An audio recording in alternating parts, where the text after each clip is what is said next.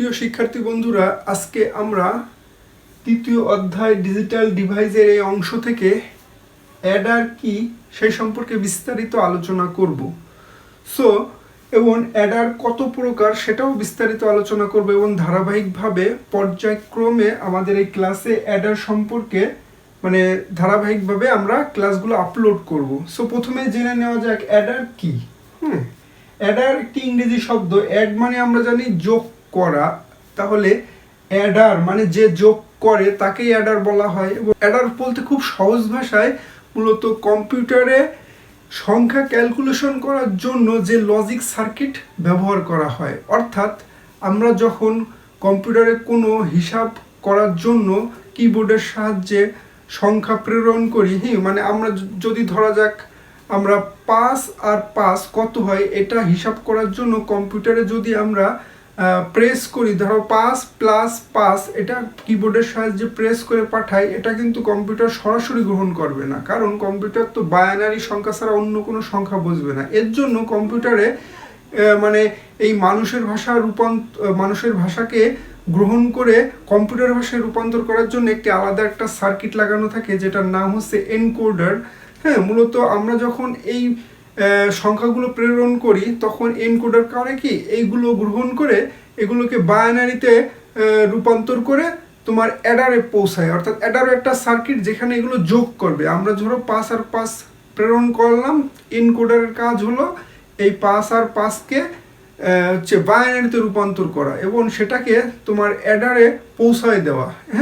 এবং অ্যাডার থাকে হচ্ছে কম্পিউটারের প্রসেসরে। মূলত এই অ্যাডার যখন এই বাইনারি টু বাইনারি যোগ করে আবার এর আউটপুটটা প্রেরণ করে বাইনারিতে, সেটা আবার মানুষ তো আর বাইনারি ভাষা বুঝবে না, বুঝবে বলতে এই বাইনারি ভাষাকেই সে পরবর্তীতে আরেকটি সার্কিট থাকে, সেটার নাম হচ্ছে ডিকোডার, সেটা মেশিনের ভাষাকে মানুষের ভাষায় রূপান্তর করে, সেটা হলো।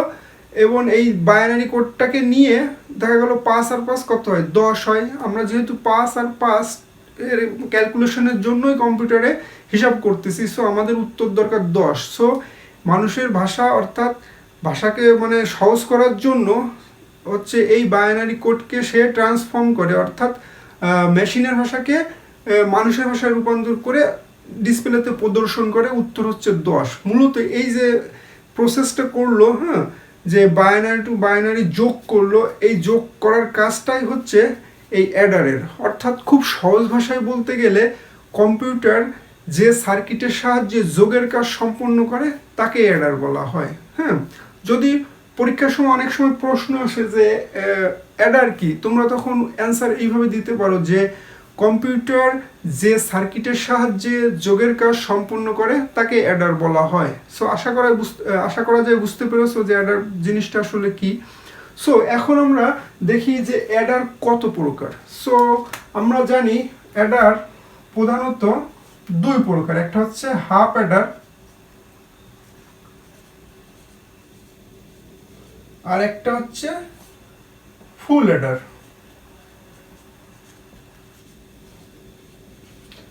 হাফ অ্যাডার জিনিসটা কি? আমি যদি এই হাফ অ্যাডারটা তোমাদের বলে দিই কাকে বলে, বোঝাতে পারি, তাহলে ফুল অ্যাডার জিনিসটা কি তোমরা অটোমেটিক্যালি বুঝে যাবা। হাফ অ্যাডার হচ্ছে 2 বিটের সাহায্যে যোগের কাজ সম্পন্ন করে। মূলত হাফ অ্যাডার হচ্ছে 2 বিটের সাহায্যে যোগের কাজ সম্পন্ন করে। তাহলে সহজ ভাষায় বলতে গেলে এরকম হয় যে কম্পিউটার 2 বিটের সাহায্যে যোগের কাজ সম্পন্ন করে যে লজিক সার্কিট বা যে সার্কিট, তাকে হচ্ছে হাফ অ্যাডার বলা হয়। অর্থাৎ 2 বিটের সাহায্যে যোগের কাজ সম্পন্ন করার জন্য যে সার্কিট ব্যবহার করা হয় তাকে হাফ অ্যাডার বলা হয়।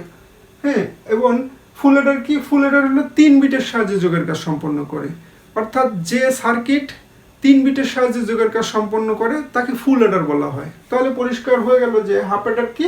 হাফ অ্যাডার বলা যায় যে 2 বিটের সাহায্যে যে যোগের কাজ সম্পন্ন করে যে সার্কিট তাকে হচ্ছে হাফ অ্যাডার বলা হয়, আর 3 বিটের সাহায্যে যোগের কাজ সম্পন্ন করে যে সার্কিট তাকে ফুল অ্যাডার বলা হয়।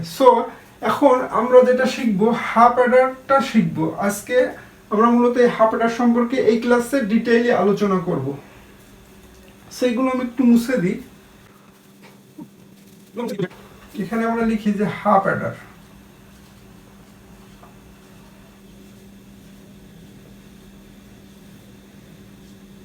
ওকে, সো ইতিমধ্যে আমরা জানি যে হাফ অ্যাডার কি। 2 বিটের সাহায্যে যে সার্কিট যোগের কাজ সম্পন্ন করে তাকে হাফ অ্যাডার বলা হয়।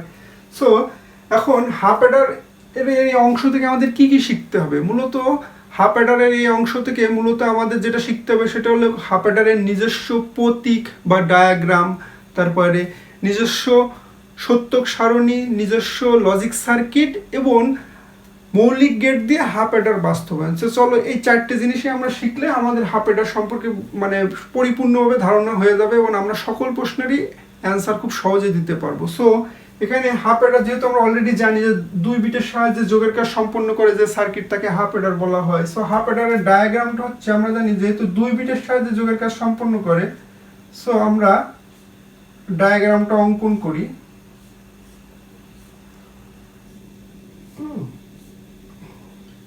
HSC, সো এটা হচ্ছে হাফ অ্যাডারের ডায়াগ্রাম। 2 ইনপুট আর আউটপুটও 2টা। হ্যাঁ, এটা হচ্ছে এস তে কি সাম আর সি তে ক্যারি, অর্থাৎ যেহেতু অলরেডি বলেছি যে অ্যাডার কাজ হলো যোগ করা। হ্যাঁ, যোগ করে যে ফলাফলটা সেটা সামের মধ্যে থাকবে, আর যদি কোনো কিছু ক্যারি থাকে অর্থাৎ যোগফলের যদি ক্যারি থাকে সে ক্যারিটা এই সির মধ্যে থাকবে। সো এটা হচ্ছে ইনপুট আর এটা আউটপুট। সো এটা হচ্ছে হাফ অ্যাডারের ডায়াগ্রাম। এখন আমরা শিখবো এর নিজস্ব সার্কিট। হ্যাঁ, মূলত 2 ইনপুটের জন্য এটা হচ্ছে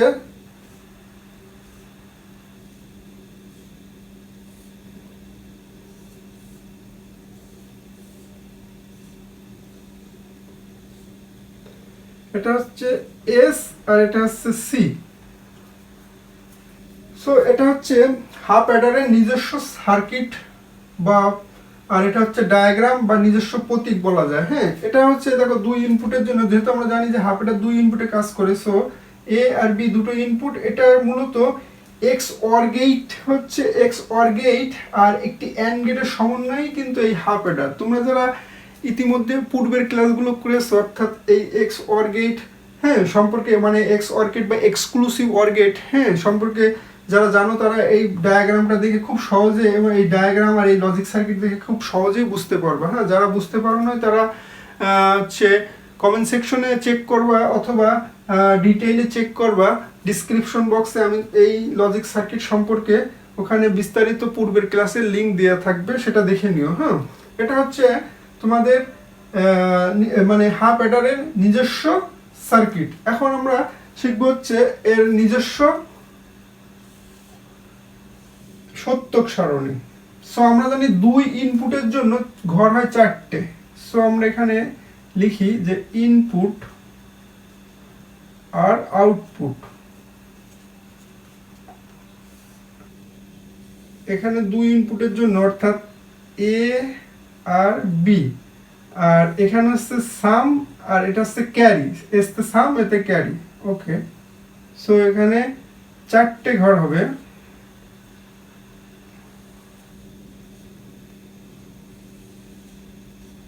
সো আমরা 4টে ঘর অলরেডি অঙ্কন করে ফেলাইছি। এখন আমরা জানি 0 1 0 1 আর 0 0 1 1। সো এখন এই দুটো যোগ করি, যেহেতু সাম হচ্ছে যোগফলটা বসবে, অর্থাৎ যোগফলটা কত হয় 0।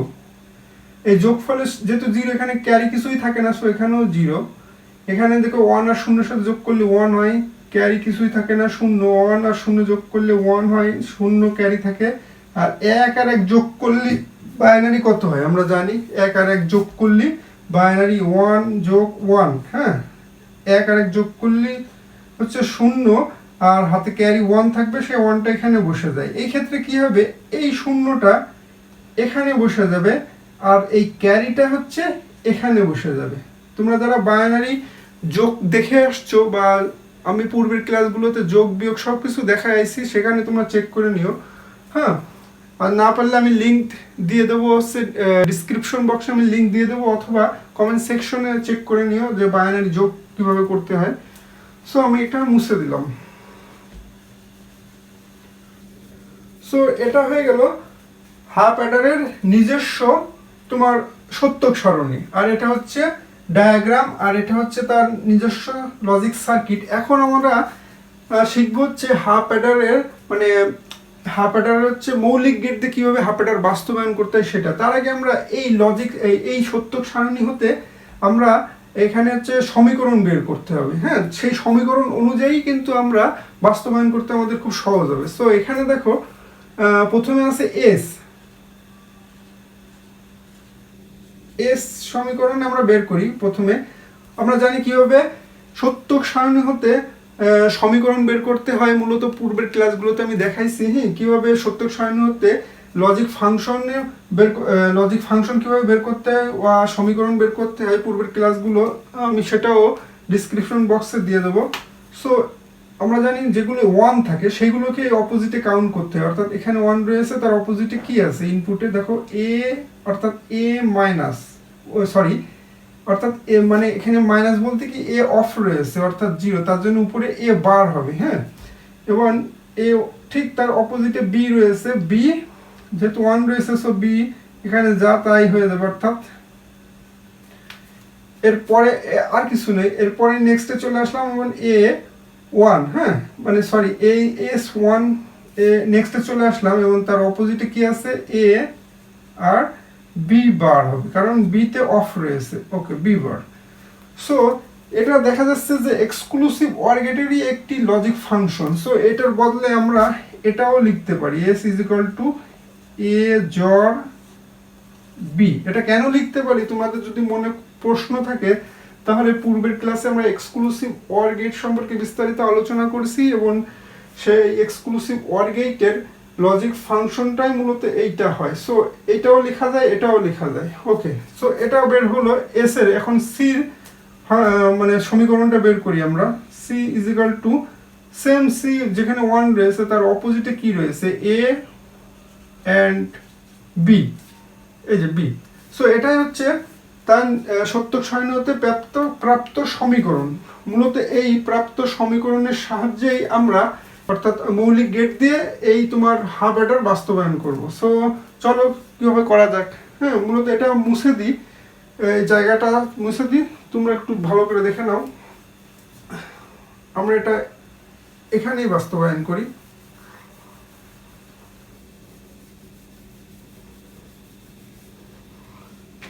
সো এখানে দেখো কি কি আছে। এখানে এস ফাংশনের প্রথমে কি কি আছে, অর্থাৎ সামতে কি কি আছে এ আর বি। আমাদের লাগবে কি এ আর বি লাগবে। সো আমরা এখানে যদি এ অ্যান্ড বি নিই, এইভাবে দুটো রশ্মি নিলাম এবং এখান থেকে এ এরও নট গেট লাগবে, বিও নট গেট লাগবে। সো আমরা এখান থেকে বি নট গেট বের করে নিই। এখানে বি বার আর এখানে এ বার দিলাম।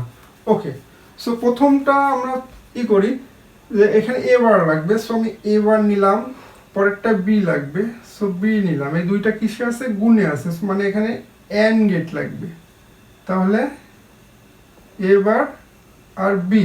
ওকে, নেক্সট হচ্ছে পরেরটা হচ্ছে এ লাগবে, অর্থাৎ এ নিলাম, আর এটা হচ্ছে বি বার। সো এটাও গুণে রয়েছে অর্থাৎ এন গেটে রয়েছে। সো আমরা এখানে নিলাম এটা এ আর বি বার। সো এই দুটো সংযুক্ত করতে হবে একটি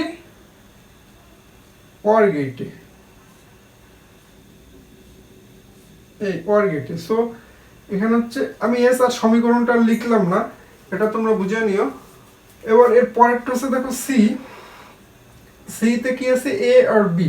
সো আমি যদি এ নিই আর বি নিই এবং এই দুটো এন গেটে রয়েছে, অর্থাৎ C is equal to A B.